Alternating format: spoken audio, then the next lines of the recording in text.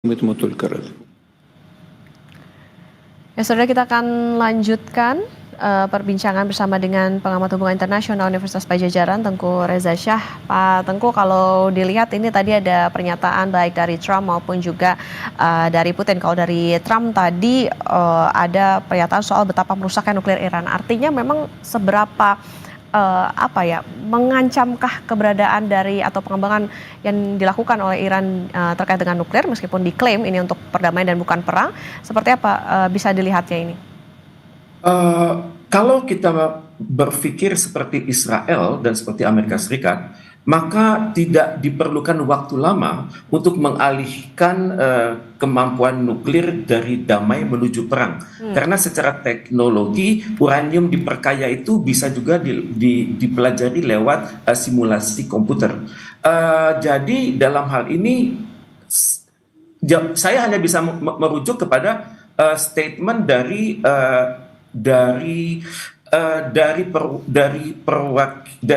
pimpinan dari IAEA. Mereka mengatakan bahwa nuklir Iran itu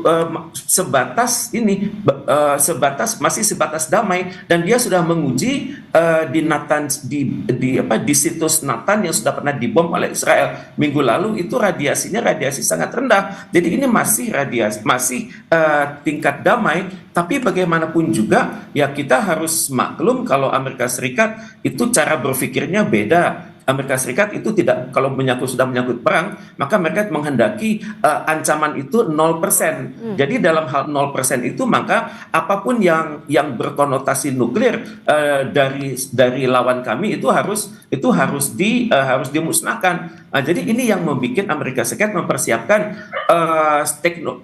pemboman yang dikenal dengan nama US Bunker Buster segitu, dan memang sudah ditargetkan untuk menjebol situs-situs di Fordow, di Natanz dan Isfahan ya. Saya tidak memiliki data bagaimana perkembangan terakhir dari situs tersebut, karena selama ini Fordow, Natanz, Isfahan itu gagal dijebol oleh Israel, karena Israel hanya memiliki kemampuan 6-8 feet. Itu namanya adalah teknologi rudal ataupun teknologi pemboman seri BLU-109. Itu terbukti bisa meniadakan tokoh-tokoh Hamas ya. Tapi Israel dalam 6 bulan terakhir sudah berangkat ke teknologi yang lebih tinggi, yakni GBU-28. Itu bisa menjebol antara 16-20 feet.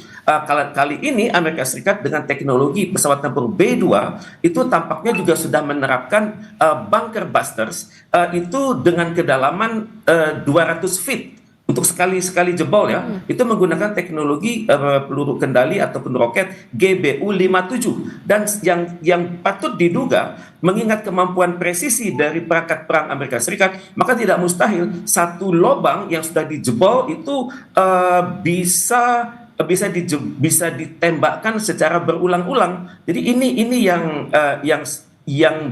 membuat Amerika Serikat yakin dan percaya diri bahwa mereka sudah bertugas dengan sangat baik. Dan bom yang diturunkan hari ini, saya perhatikan itu beratnya adalah sekitar 13.600 kilo sekali turun ya, dan warheadnya itu beratnya adalah 2.700 kilo. Kemudian dari situ saya bisa bayangkan bahwa keadaan ini benar-benar menghancurkan Fordow, terutama sekali di tunnel entrance. Kalau kita lihat dari perspektif CIA, itu ada 4 tunnel entrance dan juga ada underground enrichment plant sedalam 260 feet atau 80 meter. Itu di atasnya itu ada rock dan soil. Itu yang kemungkinan diserang.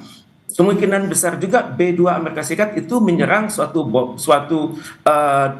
area yang namanya Support Building Likely Containing, ini HVAC, Heating, Ventilation and Air Conditioning Equipment. Mungkin itu juga diserang, tapi saya tidak tahu persis bagaimana perkembangan terkini ya. Tapi yang selama ini yang Israel itu sukses serang adalah instalasi nuklir di Natanz, tapi masih terfokus pada electrical damage, hanya berdampak pada elektrik. Kemudian membom juga daerah power supply, kemudian membom juga gas turbine generator, kemudian membom juga underground enrichment program. Tapi kita tidak tahu persis apakah yang sudah dilakukan oleh Israel selama ini berhasil menurunkan kapasitas nuklir Iran. Ini yang kita tidak ketahui. Oke, nah ini Pak Teguh dan juga pemirsa Kompas TV, ini merupakan visual yang Anda saksikan. Ini adalah baru saja dirilis foto-foto dari bagaimana situs nuklir Iran yang sebelumnya diklaim telah diserang begitu oleh Amerika Serikat. Pak Teguh, kita lanjutkan kembali tadi kalau pernyataan dari Trump begitu, dan tidak hanya Amerika Serikat tapi juga Rusia. Presiden Rusia Vladimir Putin juga ini kan kayaknya ikut andil nih untuk melakukan proposal damai atau meminta bahwa perang antara Iran dan Israel ini segera dihentikan. Seberapa jauh begitu maksudnya hasil ataupun juga pengaruh dari adanya permintaan ataupun juga proposal damai yang diberikan oleh Rusia begitu untuk bisa memengaruhi hubungan antara Iran dan Israel saat ini? Terima kasih. Dunia tahu ya, Putin itu adalah Putin yang tidak neko-neko seperti Trump. Putin adalah pemimpin yang menyimpan ide itu di dalam benak dia, dan dia punya pengalaman panjang di Komite Gosudarstvennoy Bezopevnosti atau itu KGB atau CIA-nya Rusia. Jadi Putin ini mampu berpikir secara militer, mampu berpikir secara sipil, dan memahami integrasi masalah-masalah ekonomi, memahami masalah-masalah geopolitik, geoekonomi, geostrategi, dan geososial budaya. Statement ini dibuat oleh pimpinan IMF karena pernah diminta oleh BBC menjelaskan apa yang Anda ketahui tentang Putin. Kemudian pada saat ditanya apakah kriteria yang Anda sampaikan tersebut cocok untuk Donald Trump, dan pimpinan IMF tersebut tersipu-sipu dan tidak menjawab. Jadi ini Putin adalah figur yang sangat ditakuti dan sangat disegani. Saya tidak tahu bagaimana kontribusi Rusia atas perkembangan nuklir Iran, saya tidak tahu. Tapi yang patut kita kenali adalah Iran memiliki kemampuan intelijensia yang luar biasa. Bangsa Persia adalah bangsa yang sudah bertahan ribuan tahun dan hingga saat ini, dan mereka adalah bangsa yang cepat belajar. Dan yang ditakutkan oleh Rusia adalah kalau rezim di Iran dipimpin oleh Ali Khamenei ini sampai jatuh, karena Iran ini berbatasan dengan banyak negara sekaligus, dan negara-negara tersebut memiliki hubungan yang sangat baik dengan Rusia. Jadi ada potensi dalam bayangan Rusia kalau Iran sampai kalah dan penduduknya nanti berhamburan keluar Iran, itu akan menciptakan krisis baru di kawasan Timur Tengah. Karena Iran ini peringkat ke-17 di dunia, itu baik dari segi luas geografis maupun jumlah manusia. Jumlah manusia itu saat tahun 2023 jumlahnya adalah 90,61 juta, dan saat ini sudah menjadi 92,5 juta, dan Human Development Index-nya cukup tinggi. Dan kalau terjadi sesuatu atas Iran, dikhawatirkan itu akan menggoyang negara-negara yang berbatasan dengan Iran. Misalnya di sebelah barat Iran itu adalah Irak. Kemudian di sebelah barat laut itu adalah Turki, Azerbaijan, dan Armenia. Di sebelah utara itu adalah Laut Kaspia. Di sebelah timur laut itu adalah Turkmenistan. Di sebelah timur Afghanistan. Di sebelah tenggara adalah Pakistan. Kemudian di sebelah selatan dari Iran adalah Teluk Oman dan Teluk Persia. Jadi Rusia cukup khawatir kalau kejadian ini menciptakan instabilitas di Iran. Tapi diharapkan walaupun untuk sementara waktu Iran akan mundur kemampuan nuklirnya, tapi kita tidak tahu persis bagaimana kemampuan peluru kendalinya. Karena di wilayah yang sangat luas tersebut bisa saja tertanam situs-situs peluru kendali yang kalau hari ini pers Iran mengatakan, pemerintah angkatan bersenjata Iran mengatakan perang baru saja dimulai. Ini kalau kita merunut kepada statement dari media Euronews, itu mengatakan perang baru saja dimulai. Misalnya dalam Euronews pagi ini mengatakan dalam suatu breaking news, Tehran Army says war starts right now after Trump declares US struck Iran nuclear sites. Jadi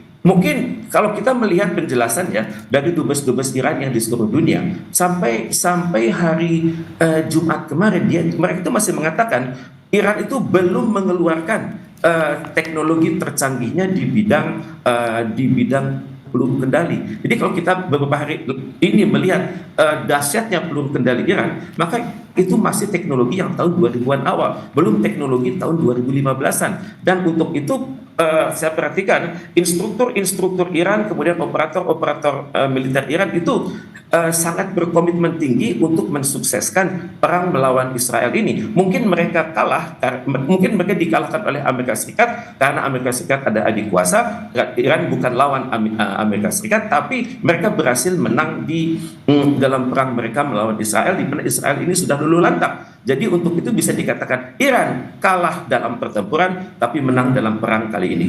Oke, Pak Teguh, ini kan kalau dilihat kayaknya Amerika Serikat juga Rusia ambil apa ya, maksudnya angkat bicara nih soal dan juga ada aksinya gitu di antara pertempuran antara Iran dan juga Israel. Apakah bisa dibilang ini jadi solusi diplomatik begitu? Apakah hanya Eropa dan juga Amerika Serikat yang bisa menyelesaikan ini? Dalam kondisi seperti ini, banyak negara yang ingin berperan serta ya. Misalnya Amerika Serikat mengatakan Iran hanya bisa berunding dengan saya karena saya yang adalah penentu akhir. Kemudian negara-negara Uni Eropa juga mengatakan Iran bisa berunding dengan saya. Seperti baru-baru ini ada perundingan yang gagal itu karena prakondisinya sangat menyinggung hati Iran. Dalam dialog awal selalu dituduhkan Iran itu teroris. Dalam dialog awal selalu dikatakan Iran itu Anda ini penyebab instabilitas di kawasan Timur Tengah. Tapi negara-negara Eropa itu lupa bahwa mereka adalah penjajah, mereka yang telah membumi hanguskan peradaban di dunia yang lebih unggul dari mereka sendiri lewat persenjataan mereka dan juga lewat perbudakan yang mereka lakukan, sehingga bangsa-bangsa di dunia, di Asia, Afrika dan Latin Amerika itu banyak sekali kehilangan situs-situs mereka. Oke, di sini kelihatan Eropa mencoba menengahi tapi gagal. Amerika menengahi tapi dengan cara yang sangat terpaksa. Dalam hal ini saya sangat mengharapkan keberhasilan dari KTT luar biasa di Turki beberapa hari ke depan, di mana Indonesia akan diwakili oleh Menteri Luar Negeri Republik Indonesia. Saya sangat berharap ada terobosan, karena bagaimanapun juga perang ini sudah sangat menguras energi dunia. Israel sudah kehilangan 1 triliun per 1 minggu ini. Kemudian ke depan diperkirakan biaya rekonstruksi itu akan luar biasa, dan Iran belum mengeluarkan data berapa kerugiannya. Tapi yang jelas 250 penduduk Iran sudah wafat, termasuk di dalamnya 6 orang jenderal dan 9 orang insinyur Iran. Jadi dalam hal ini kita melihat ya, bahwa upaya diplomatik bagaimanapun harus dilakukan. Walaupun teori mengatakan si vis pacem para bellum. Kalau kita ingin siap damai, kita harus siap perang. Dan kita sudah melihat sama-sama Iran siap perang, Israel siap perang. Jadi dua-duanya persis seperti kata pepatah Melayu kita, kalah jadi abu, menang jadi arang. Jadi menang dan kalah itu sama-sama rugi. Tapi pada saat yang sama, ini sudah menciptakan kegundahan dari negara-negara yang merupakan sekutu dari Amerika Serikat. Misalnya kita melihat kegiatan komunikasi intel antara Australia, New Zealand, Selandia Baru, dan Inggris, itu komunikasi intelnya sangat tinggi. Dan komunikasi intel ini tentunya sudah dibaca oleh dinas intelijen dari Iran. Nah, untuk itu kita bisa mewaspadai juga, misalnya dari beberapa pangkalan militer di Australia seperti di Darwin itu dan di banyak fort di Australia itu sudah terjadi pengiriman tentara ke Timur Tengah. Walaupun pihak Australia mengatakan yang kami kirim ini adalah untuk tujuan bukan perang. Tapi kan dalam kondisi sekarang sangat sulit membedakan prajurit itu akan terlibat dalam combatant activities atau non-combatant activities. Jadi ini secara tidak langsung juga sudah mulai mempengaruhi suasana berpikir kalangan intel, kalangan pemikir-pemikir strategis di para sekutu Amerika Serikat dan juga rakyat mereka begitu. Jadi Amerika Serikat sudah menang satu langkah, sudah berhasil memaksa sekutu-sekutunya untuk bergerak, walaupun seringkali sekutu-sekutunya itu bergerak tanpa restu masyarakat mereka. Dan kalau di Amerika Serikat sendiri kita ketahui saat ini kalau dicek partainya dari Donald Trump sendiri itu 50-50 antara yang setuju dengan yang tidak. Kemudian dari partai lawan Donald Trump itu masyarakat jelas-jelas lebih besar proporsi mengatakan tidak. Tapi yang namanya lobby Israel di Amerika Serikat itu sangat luar biasa. Mereka bisa melobi Kongres, mereka bisa melobi Senat, mereka bisa melobi Gedung Putih, dan mereka juga bisa melobi kementerian-kementerian teknis di Amerika Serikat. Karena frameworknya itu secara teori bernama military industrial complex. Jadi ada keterhubungan antara industri-industri strategis dengan kementerian-kementerian di Amerika Serikat, dan juga dengan kementerian kemudian juga dengan dunia permodalan. Dan seperti kita ketahui bersama, Israel ini punya peran yang sangat besar dalam permodalan di Amerika Serikat. Kita perhatikan sebelumnya dalam Perang Dunia ke-1 dan Perang Dunia Kedua, itu industriawan Israel, keluarga besar Rothschild itu mempersenjatai pihak-pihak yang berperang. Nanti ujungnya adalah siapa yang menang akan berhutang kepada keluarga Rothschild tersebut. Oke, ini tentu yang tadi menjadi catatan adalah bagaimana upaya diplomatik ini tentu harus dilakukan. Jadi tidak hanya bagaimana saling serang maupun juga hanya permintaan-permintaan soal damai antara Iran dan juga Israel. Tentu ini nanti kita nantikan bersama seperti apa, bagaimana langkah yang akan diambil oleh Iran, terutama kita nantikan setelah adanya serangan dari Amerika Serikat. Tentu harus diwaspadai juga oleh Amerika Serikat karena tadi ada beberapa pangkalan militer di beberapa negara, dan juga tadi terkait dengan Rusia ini juga harus diwaspadai karena ada beberapa negara yang memang berbatasan dengan Iran. Ini tentu ada hubungan diplomatik maupun juga ada hubungan secara ekonomi begitu dengan Rusia. Terima kasih pengamat hubungan internasional Universitas Padjadjaran Pak Tengku Reza Shah sudah bersama di Breaking News Kompas TV. Sehat selalu Pak Tengku.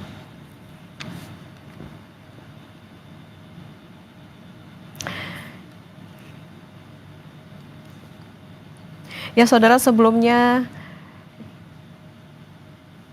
diketahui bahwa pasukan militer Amerika Serikat telah menyerang 3 situs nuklir Iran pada Sabtu malam, saudara. Presiden Amerika Serikat Donald Trump bilang serangan ini bertujuan untuk menghentikan perang yang terjadi antara Iran dengan Israel.